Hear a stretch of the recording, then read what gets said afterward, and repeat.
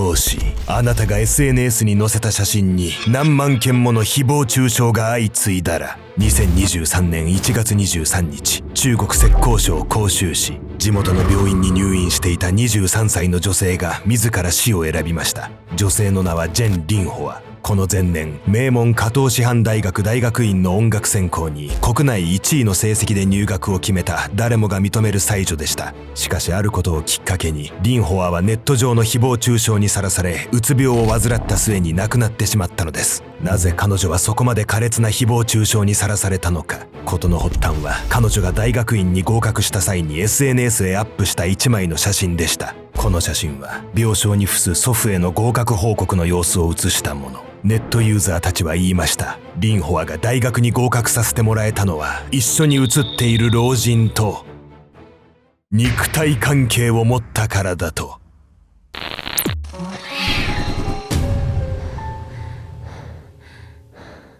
おそすけんちゃんです。やみやみこです。みんな、人生最後に食べたいものといえば、そう、引っ張りうどん。引っ張りうどんって知ってる？わかんない。知らないの？聞いたことはあるけど食べたことないかも。あら、汁に納豆とサバの水煮缶をほぐしたものを入れてる。で、あとは好みで薬味。まあ、みょうがでもいいし、ネギでもいいし、あとめんつゆも入ってるね。で、なんかちょっとネバッとしてんだ。まあ、つけ汁はね、納豆も香りの癖があるしさ、サバも結構香りの癖があるじゃない？まあね。でもそれがすっごい合うの。一回試してみて、あなた。うどんとかそばとかさ、茹でて、つけ汁に困った時に納豆とサバの水煮缶常備しておくだけですっごい美味しくなるから、みんなのね、地元の郷土料理自慢のやつあったら、一回教えて。今回は中国で起きた女性の死亡事件をご紹介します。この女性は SNS に1枚の写真を載せたことをきっかけに炎上し、最終的には自殺を余儀なくされるほど追い詰められてしまうんです。そんな激しい誹謗中傷を受ける写真ってどんな写真をアップしたのよ？彼女が SNS に上げた写真っていうのは一見すると、いやそれ炎上すんのみたいな写真なんです。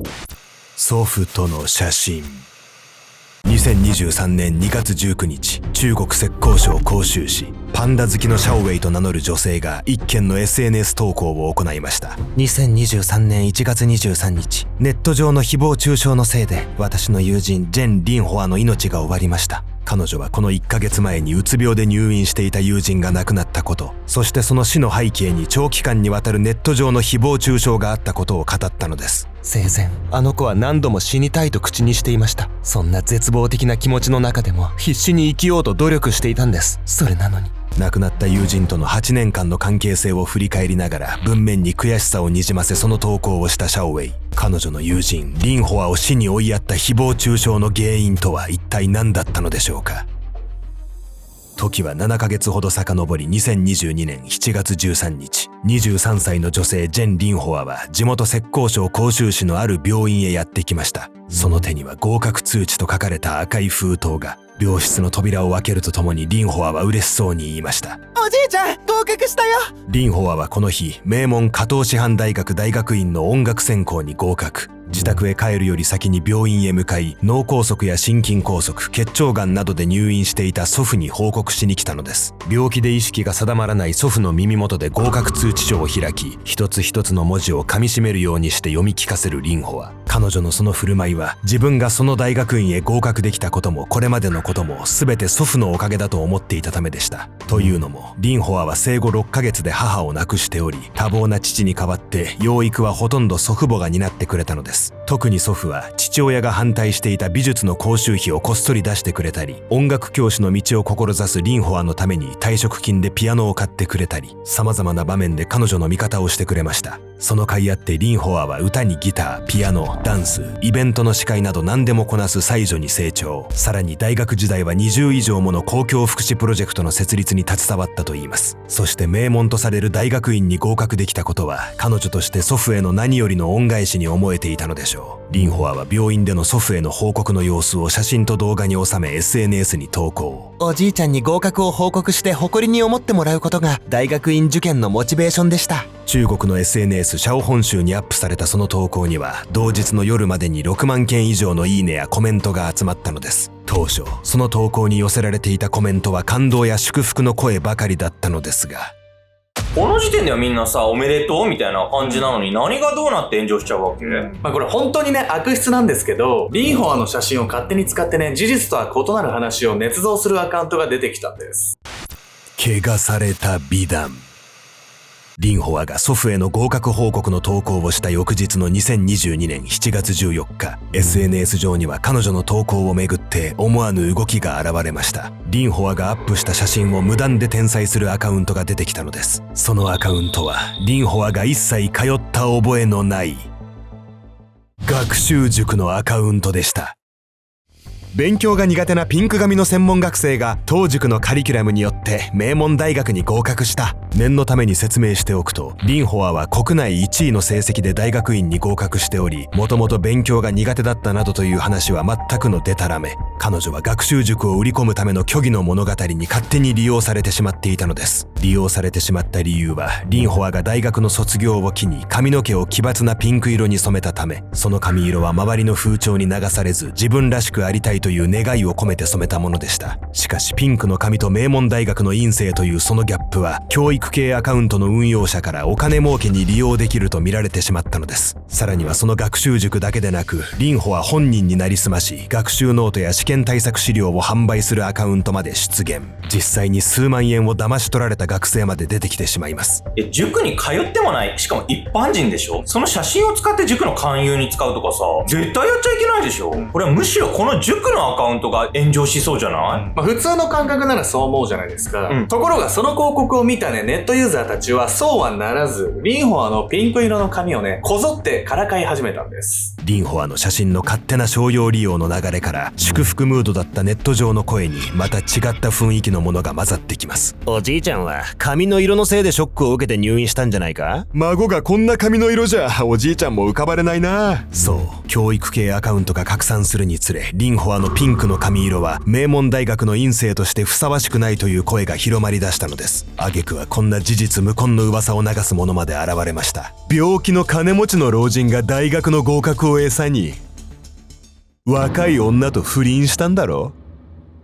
大学院生がこんな髪色をしてるなんて、夜の店で働いてるに違いない。加藤師範大学の院生？性的な意味で誰かに研究されてるの間違いじゃないか？リンホアは次第にネット上で夜の女、赤毛の化け物などの別称で呼ばれるように。このような中傷が2000件以上のいいねを集めるなど、ネットユーザーたちは一気に攻撃的になっていったのです。なんで髪の毛がピンク色ってだけでさ、写真に写ってたおじいちゃんと不倫関係にあるだなんて話に発展すんのよ。学習塾のね、広告が作ったピンク色の髪イコール不真面目で勉強ができないっていうね、イメージに引っ張られて、もうネットユーザーたちは妄想がどんどんね、膨らんでいっちゃったんです。これをね、心理学で保温効果と呼ぶんです。というわけで本日のメドラーキーワード、保温効果について。保温効果とは、ある一つの悪い印象によってその人全体の評価まで悪く見えてしまう心理のこと。リンホアの中傷が広がった背景には、彼女の写真が教育系広告に無断で利用された経緯があります。広告主は勉強が苦手だったピンク髪の女の子が努力して進学したという物語を捏造。その物語は彼女のピンク色の髪に対する真面目ではなさそう、成績が悪そうという印象を形作るきっかけとなりました。彼女の髪色が不真面目だという印象は本当に大学院に合格したのか、ソフトの写真がいかがわしい関係に見えるなどの事実無根の中傷に発展。彼女の努力も家族への思いも全て悪意ある方向に読み替えていく人々の様子は保温効果そのものでした。こうして連日誹謗中傷にさらされることになったリンホア。こうして不特定多数のネットユーザーとリンホアの気の遠くなるような戦いが始まるんです。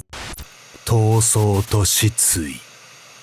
誹謗中傷が相次ぐようになってから、リンホアは何度となく SNS 上でそれらの声に反論しました。女性の容姿をからかったり他人のデマを流すことで、あなたたちは本当に幸せになれるんですか？彼女は警察にも相談しましたが、警察は SNS の運営に通報するよう勧めるだけで自分で戦い続けるしかなかったのです。そして炎上から数日後、リンホアは交渉役場へ向かい、1000件以上の中傷コメントを一つ一つ記録し、証拠を残すための公文書を発行してもらいました。これは当投稿時間や閲覧数、コメント内容などを公的に記録しておくことで、たとえ削除されたとしても法的措置を取れる証拠を残すため、学生で収入もない中、リンホアは4000元、日本円換算で8万円ほどの額をバイト代から捻出し、誹謗中傷への対策を打ったのです。交渉には悪意に満ちたコメントを何度も読み返して整理する必要があり、その作業に彼女はひどく心を痛めていたといいます。そんな日々を送るうち、誹謗中傷に毅然と立ち向かっていたリンホアもみるみる元気を失っていきました。食欲がなくなり、学業にも集中できなくなり、あれだけ多彩だったにもかかわらず何にも興味が持てなくなってしまったリンホア。2022年7月23日、彼女はうつ状態にあると診断されます。これまで自分には何の落ち度もないと戦ってきたリンホアはこの日、炎上を抑えるため不本意ながら髪を黒く染め直しました。さらに彼女は SNS で弁護士の声明を発表し、権利侵害の停止を求めますが、そうした動きを見せるたび、ネットユーザーたちはこう言って囃し立てます。おい、赤毛の化け物がまたおじいちゃんを使って注目を集めようとしてるぞ。もはや何を言っても無駄に思えるその状況。しかしリンホアはどれだけ傷ついても決して泣き寝入りしようとはしなかったのです。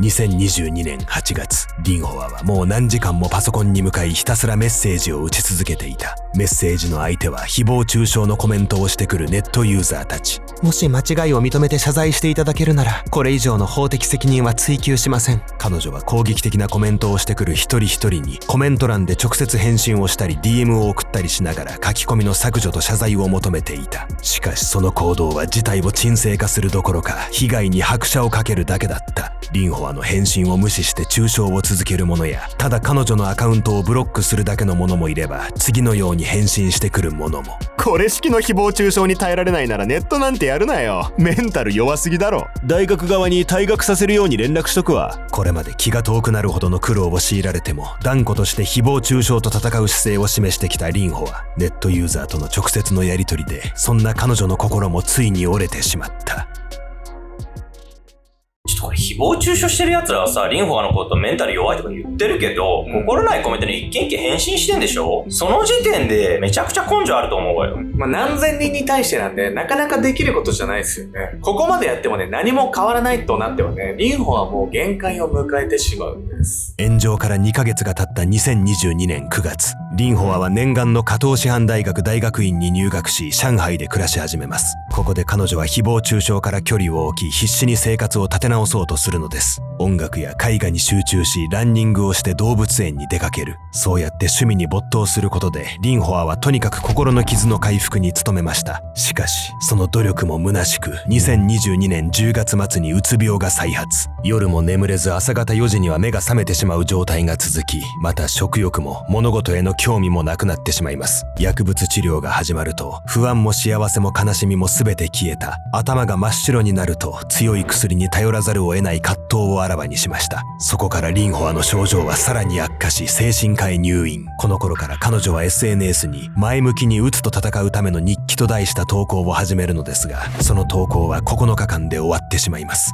最後の投稿はこうでした。努力していきたい。友人に対しては退院後にまた遊ぼうなどとメッセージのやり取りをしていたようですが、それもあくまで周囲を心配させないための言葉。入院から3ヶ月後の2023年1月23日、リンホアは23年の短い生涯に自ら終止符を打ったのです。リンホアの遺書には、彼女を追い詰めたトラウマの原因がネット上の言葉の暴力だったことがはっきりと記されていました。また遺書には、自分の心の状態を表した絵が添えられていたといいます。そこに描かれていたのは泣きながら座り込む子供。そしてその胸元には、太く描かれた線がまるで牢屋の柵のように立っていました。その柵の内側にも泣いている子供がいて、外を見つめていたといいます。これ遺書に添えられてた絵にはさ、逃げ場のない絶望感みたいなことが現れてるように感じるわよね。本当その言葉の通りで、ネット上での誹謗中傷っていうのはどんなに対処しても何も変えられなかったんです。そんな彼女の無念を社会に訴えたのが友人シャンウェイの投稿だったんです。リンホアが亡くなった1ヶ月後、彼女の死とそれまでのネット上の誹謗中傷の経緯について投稿した友人のシャオウェイ。彼女の投稿は短時間で50万件近いいいねと10万件のリツイート、1万件以上のメッセージを集め、大きな社会的関心を呼び起こしました。シャオウェイにはメディア取材の依頼も相次ぐのですが、実はこれに対して彼女は消極的でした。それはメディアの報じ方がリンホアの炎上を助長した部分があると感じていたため。しかし最終的には誠実なアプローチを続けた一部の記者に対し、生前のリンホアの様子を証言することに。メディアの拡散によってこの一件は申告視され、ネット上の誹謗中傷に対する法整備への議論に発展。2023年9月にはネット上の誹謗中傷や個人攻撃を警察が介入できる犯罪として取り締まるための指針が明文化されたのです。リンホアはただ黙って傷ついていたわけではありません。証拠を集め、弁護士を雇い、自分を守るために必死に動いていました。それでも彼女は誰にも守られなかった。では、ネット上の暴力に追い詰められた人を守る責任は一体誰にあるのでしょうか。書き込んだ人の良心なのか、拡散する私たち一人一人の意識なのか、それとも被害者が命を削って訴える前に心ない声を止めるための社会の仕組みなのでしょうか。おっそっす。皆さんいつもアルゴメトリーを見ていただいてありがとうございます。というわけでね、我々ね、夏にも差し掛かろうというところで、この度ね、ちょっとアルゴメトリーの視聴者さんからオンラインサロン、秘密結社アルゴメトリー入りたいんだけど、なんかどんな動画があるかね、わからなくてね、お金かかるの不安っていう方もいらっしゃったんで、今回ね、7月末までにね、入会した方限定で、1週間分のね、無料期間を設けさせていただいてね、そこでこう、お試ししていただいて、気に入ったらね、ご継続いただけるっていうね、キャンペーンを用意させていただきました。オンラインサロンもね、もうかなりのね、期間をね、運営してますので、今ね、アルゴメトリーに上がってないね、オンラインサロン限定の動画なんとね、120分を超えました。というわけでね、オンラインサロン限定なんで、ちょっと過激な動画だったりね、YouTube に上げられないようなものばかりなんですけど、そちらもね、興味ある方はね、ぜひこのキャンペーンをね、利用して、秘密結社アルゴメトリーに入会してみていただければと思います。改めてね、7月末まで入会の方限定なので、ちょっとね、迷ってる方とかはね、試しにね、入ってみてもいいんじゃないでしょうか。というわけで、引き続きね、アルゴメトリー、そして秘密結社アルゴメトリーをよろしくお願いします。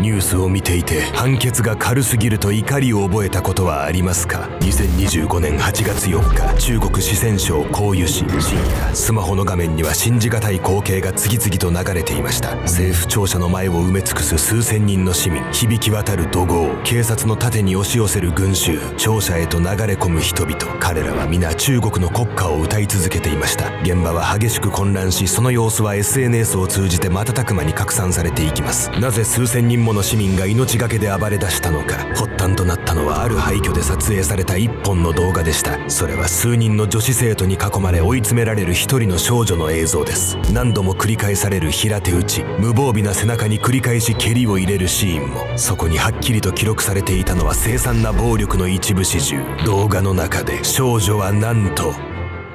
4時間も暴行を受け続けていたのです。大規模デモのきっかけとなった少女のいじめ動画。未成年同士のトラブルがなぜそのような騒ぎにつながったのか。人々の怒りを駆り立てたのは良識と法律の間にあるギャップだったんです。